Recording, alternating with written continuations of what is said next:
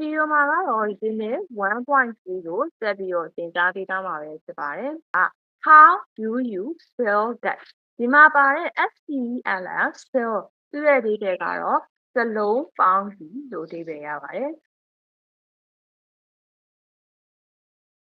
အဲ့တော့ how ဆိုတာကတော့ဘယ်လိုဆိုတာပေါ့နော်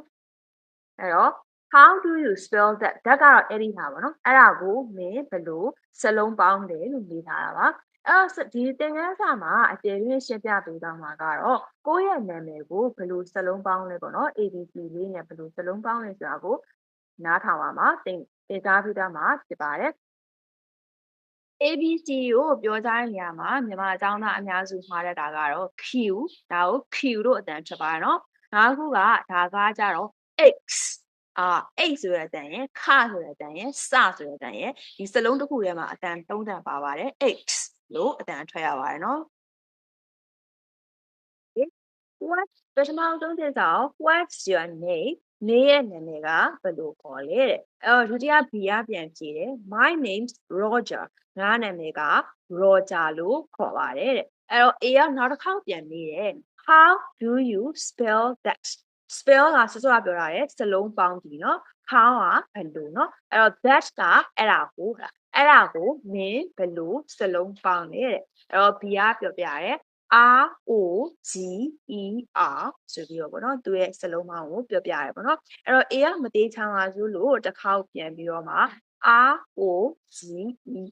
ဆိုပြီးတော့ထပ်ပြီးတော့ question mark လေးနဲ့ပေါ့နော်ရေးထားတယ်အဲ့တော့ B ကဟုတ်တယ်ဆိုပြီးတော့မှ yes that's right ဆိုပြီးတော့ပြန်ပြီးတော့ဖြေထားပါတယ်နော်ဟုတ်ပါတယ်တဲ့ဟုတ်လားအဲ့တော့ဒီမှာတောင်းသားတို့ကဘာလုပ်ရမလဲဆိုတော့ကိုယ့်ရဲ့ပေါ့နော်စကားပြောဖို့တယောက်အင်္ဂလိပ်လိုစကားပြောဖို့တယောက်ဒါမှမဟုတ်လို့ရှိရင်တခြားတောင်းသားတယောက်နဲ့အတူဒီဟာကို practice လုပ်ပေးပါပြီးလို့ရှိရင်ကိုယ့်ရဲ့နာမည်လေးတွေပေါ့နော်ကိုယ့်ရဲ့နာမည်အစင်းကိုထည့်ပြီးတော့ practice လုပ်ပေးပါနော်ဟိုမှာဆိုလို့ရှိရင် what's your name ဆိုပြီးတော့မေးလိုက်တယ်ပေါ့နော်မေးလိုက်တဲ့အချိန်မှာတစ်ဖက်လူကသူ့ရဲ့နာမည်ကမောင်မောင်ပေါ့နော်ဖြစ်နေတယ်ဆိုလို့ရှိရင် my name is မောင်မောင်